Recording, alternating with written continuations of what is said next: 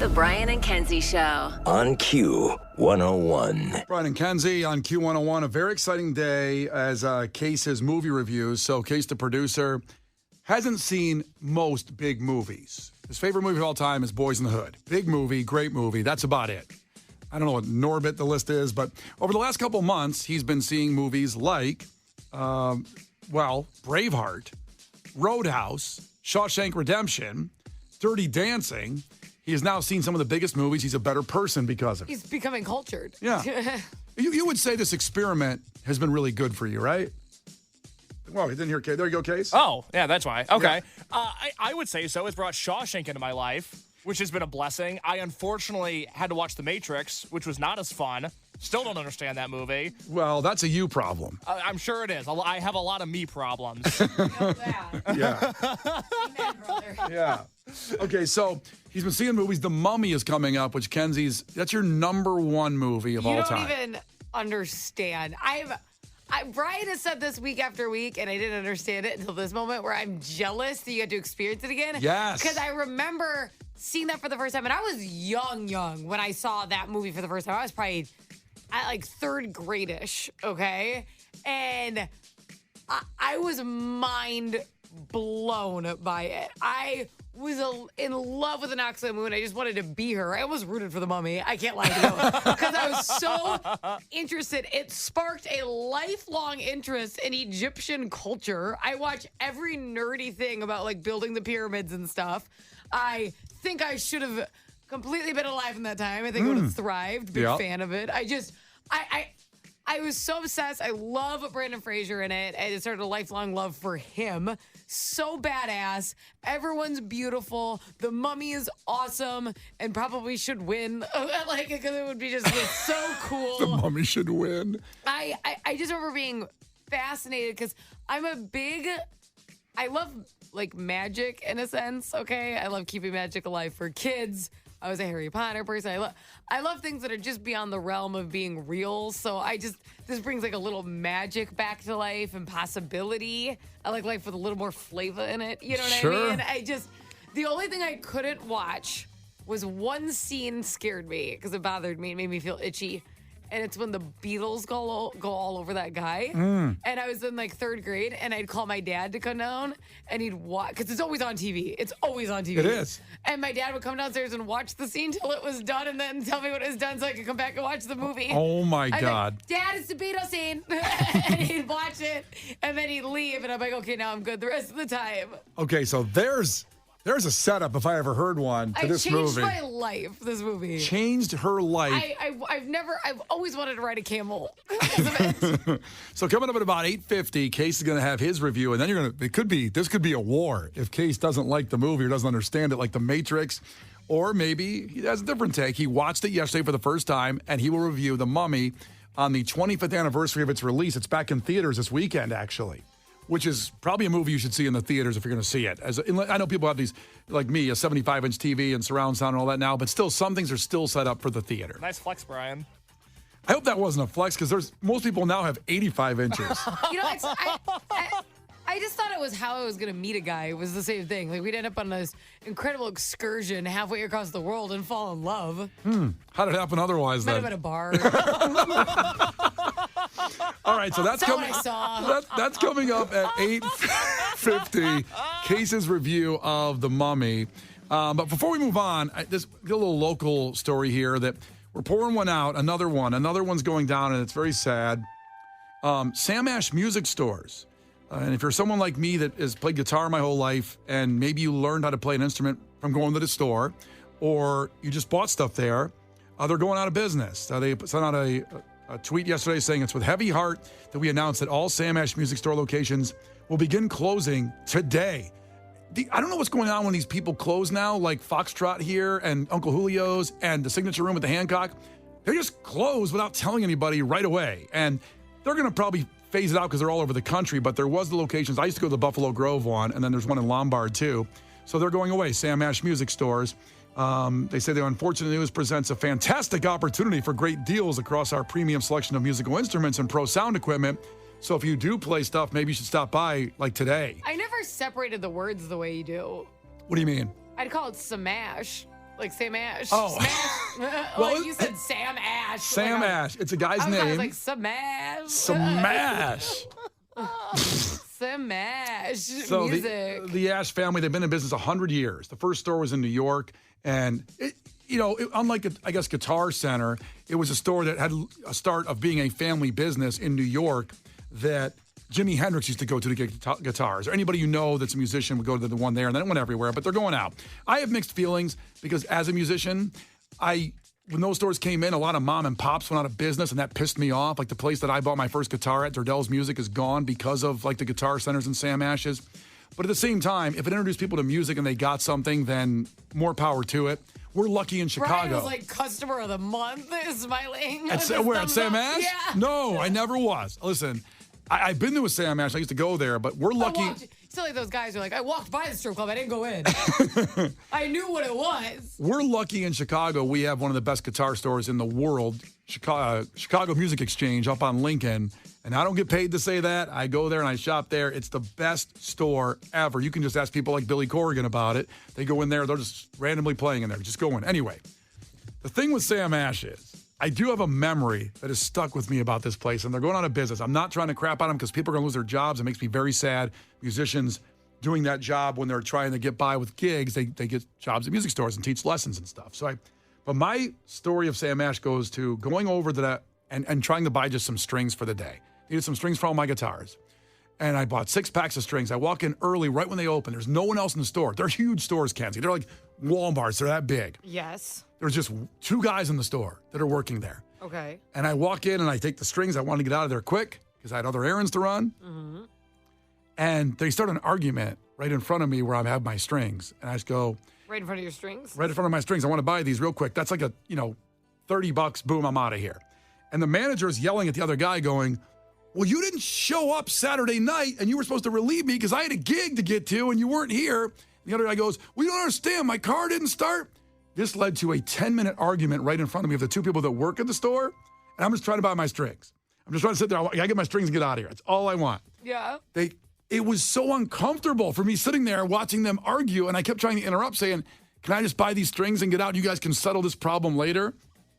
And it went on for 10 minutes. And finally they said, oh, so you want those strings? Yes, I do. I would like to buy these and move on, sir. That's all I want. All I can imagine is the porn gift that's like in front of my salad. You're like in front of my strings. That's all I imagine. Well, what I imagine when I retold the story to Case this morning is the scene from 40-Year-Old Virgin when Jonah Hill was trying to buy those shoes at the eBay store with the goldfish in them. Oh, my gosh. Me trying to buy these strings while these guys were arguing is exactly the same situation. Can I help you? Yeah, these are wonderful. I'll take these. Thanks. They are. They're great. The goldfish just crack me up. Funny. Yeah. They are. Yeah. They're cute. I don't actually sell anything here. I just sell them on eBay. Oh, I don't get it. Okay.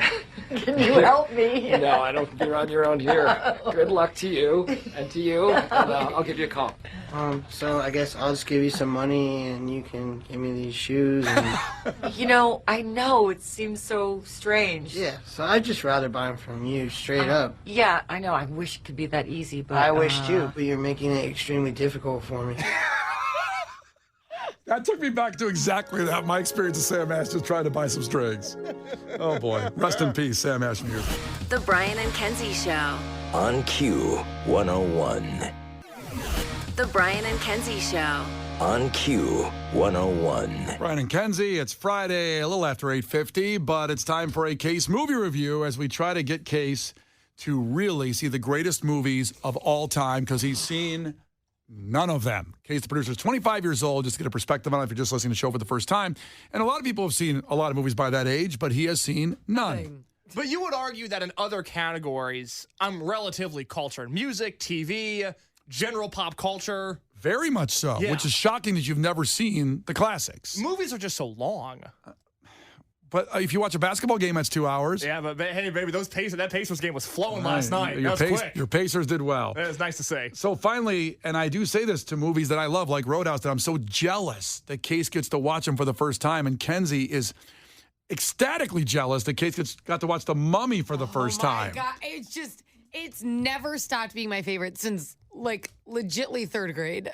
I'm so obsessed with that movie. And to remind you, it's in the theaters this weekend again because it's the 25th anniversary. Is it actually today or this whole week? Tomorrow. Tomorrow's the 25th anniversary of the release of the original Mummy. Brendan Fraser. There's a movie came out like this.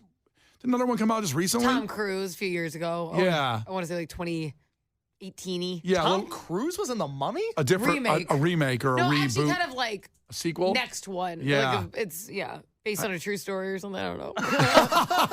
Well, this is the trailer that came out 25 years ago this week for The Mummy. There is an ancient legend of a place known as the City of the Dead. Call it the doorway to hell. Where the earliest pharaohs were said to have hidden the wealth of Egypt.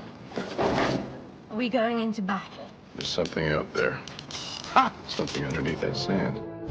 They came to uncover its secrets. Mummies, my good son. This is where they made the mummies.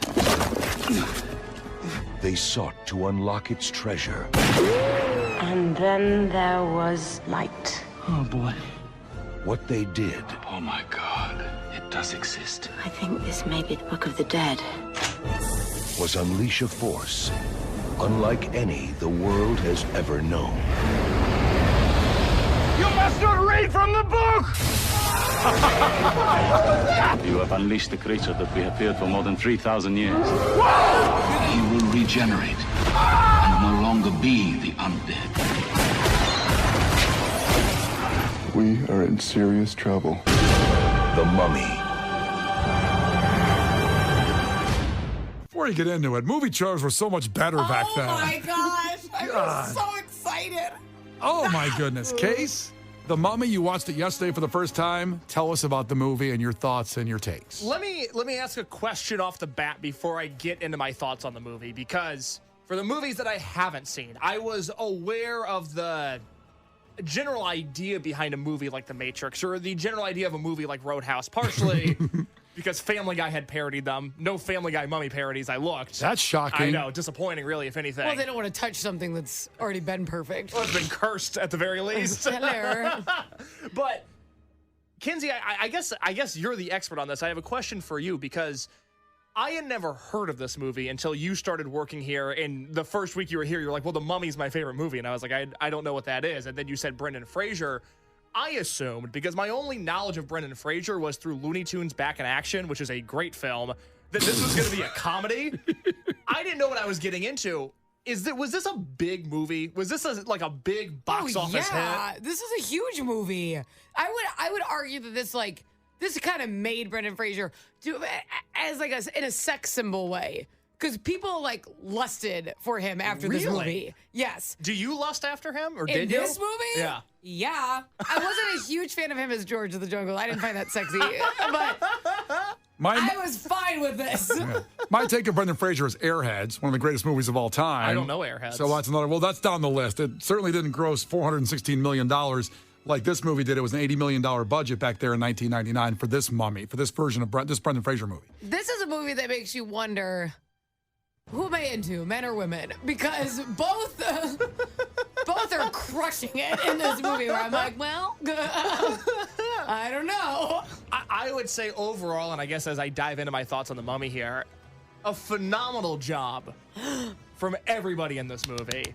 Well, you had, to Kenzie's point, if you're deciding if you like men or women, you had Rachel Weisz and Brendan Fraser. So, I mean, pick them. No, I'd change teams. Who's Rachel Weisz? What else did she do? Is she somebody that I should know? She, ironically, if you want to go to that Keanu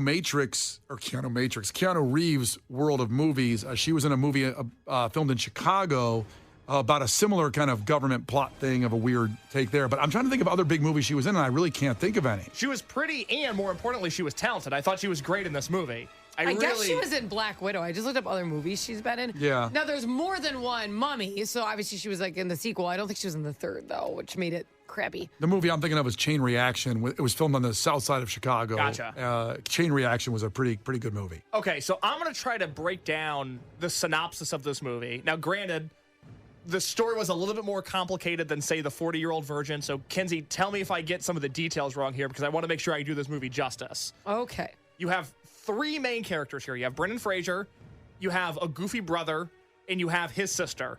And they all are motivated Am I correct in saying to find a mummy? No. No.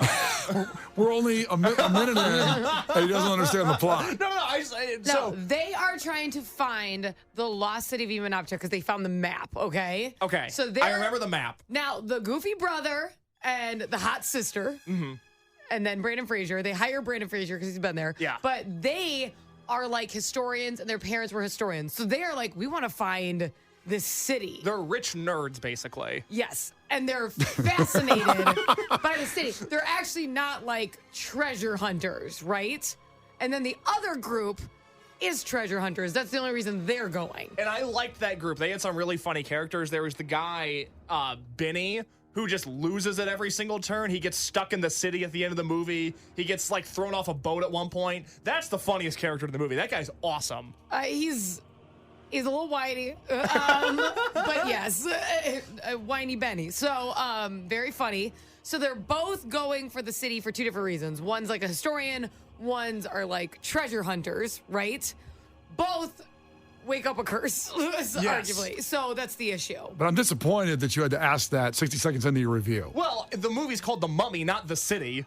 I understand. Well, they found the mummy. But you watched the movie. I know, but there's a lot going on. I mean, this is not like just wondering what it's about. You saw it yesterday, less than 24 hours ago. I thought you would know what the movie's about. In fairness, Rachel Weisz, who's playing Evelyn O'Connell, she obviously wants to find mummies, treasure, history. Mm-hmm. She was not trying to find the curse. Nobody wanted the mummy to wake up. No one was interested in that. It would have been great if he just kept sleeping for another thousands of years. Everyone's goal was to find city, find treasure, find history. No one was hoping the mummy would wake up. I enjoyed, once they got to the city, I enjoyed how devious... I enjoyed how devious all of the different booby traps that the ancient Egyptians had set in order to not wake the mummy. The salt acid, when they first get there and then those guys burn alive. Yes. One of the gnarliest things I've ever seen. Grave diggers. Not good. And then, of course, and you talked about it earlier, this was my big takeaway from the movie, was that the beetles that crawl into people's skin and up their brains. No. I'm not a scary movie person. I don't get off on being spooked at all. Not something I particularly enjoy. That's like a top 5 scariest thing I've ever seen. I now live in fear of beetles doing that. Can you imagine, like right now, when a guy sees a bug and gets scared, I'm like, man up. Could you imagine seeing a bug then? Like, you don't even like spiders and bugs. I was like, oh no, a bug's here. My whole family is going down. And this was also a very pivotal movie with that time of 99 when movies really upped their game with animation and AI or whatever that you want to call it, whatever they used. CGI. I'm glad you said that because although some of the special effects don't age great 25 years later just because technology has advanced, there's a real charm to this movie that I would recommend even if you have seen it before going back and watching it. Because this movie feels really big. It feels like it's the type of thing that should be watched in a theater, that should be watched in a loud volume, that should be watched in a communal space. Now, you can try to replicate that at home, but I just don't feel like we have a lot of movies that come out anymore, on the rare instance that I do watch a modern movie, that feels quite like this. From the moment on, it went 2 hours, and normally that is too long for me. Sure. This went 2 hours. I was sucked in the entire time. And I will say, the mummy stands up CGI-wise. You don't watch it and go, yikes. No, yeah, it actually looks pretty good for 25 years old. I prefer, like he said, the old CGI. Today's CGI is just, it's too much. It's too, just give me that Scares stuff. you? No, and actually, to be honest, to be honest, it's more fake because it just seems so good that it's like, but when you see those spiders and the beetles and stuff like that, it's kind of, it's creepier for some reason in the older technology. I don't know how to describe it if I'm doing it well, but that's what I think. The new stuff, you can just do anything now. Too clean, too crisp. Yeah. You don't even have to have actors or anything. Just make the damn movie on my computer. But back then, they had to still have acting a story with the CGI. Yeah, but the movie itself doesn't look like crazy fake or something at That's all. what I mean. That's what I mean. It's good. Yeah. No, I mean, throughout the movie, again, you've got this salt acid that falls down. It's raining fire from the city at one point. All of these curses that happen are, one, super engaging, but two, they look good. It's a scary movie. Yeah. I was gripped by the end of it. I couldn't believe what was happening. And so once they find the city, they find the mummy, the city's cursed. Spoilers. Yada, yada, yada. The escape from the city is another really thrilling way to end this movie, because I don't know at this point if Brandon Fraser's going to make it. I don't know if the hot sister's going to make it. I don't know if the bad guys you're are really going to make it. concerned about that. Well, you know, she was number one on the list. I want to make sure she was safe. Let's get her out. Yeah, please. We want her to live a long life. I'd like to see a sequel with You her. wanted Brendan Fraser to have like a Titanic moment where he sinks in the water and goes away as long as she lives on the door that's floating. Well, funny you say that, because I have a fear of getting stuck in like a garage door, because you know how this is a real fear. There's a sensor that makes them go back up. I know, but in ancient Egypt, they didn't have those sensors. Any door that closes downwards, I'm really afraid of. I don't want to get stuck. Well, he's never gonna have suicide doors in his car. No. I don't want to get stuck and or crushed. And the last few scenes of this movie are all of them trying to escape these doors that are closing downwards, and eventually. Could you imagine having to do that? Just squeeze. It's you horrifying. always cringe every time. It's really good. So you like the movie? It's not as good as Shawshank. It's not as good as Roadhouse, but it is one of the best movies I have seen for this project. I would put it comfortably ahead of a Back to the Future or a Matrix or Braveheart, obviously. Really, really good stuff from The Mummy. Okay. It's just a fun time. It really is. That's the biggest takeaway. This is a fun movie. As we talked about yesterday, there's no unnecessary, gratuitous sex scene. You could watch this as a family. Yeah. You could be. That's too bad. Well, that's when no one's painted. So you get a little something. I suppose. Yeah, a little something for the guys painted. out there. There you go. It's a really good movie. All right. Well, there you go. Case, the producer, has now seen The So Mummy. if you haven't seen The Mummy, it's pretty good. The Brian and Kenzie Show. On Q 101.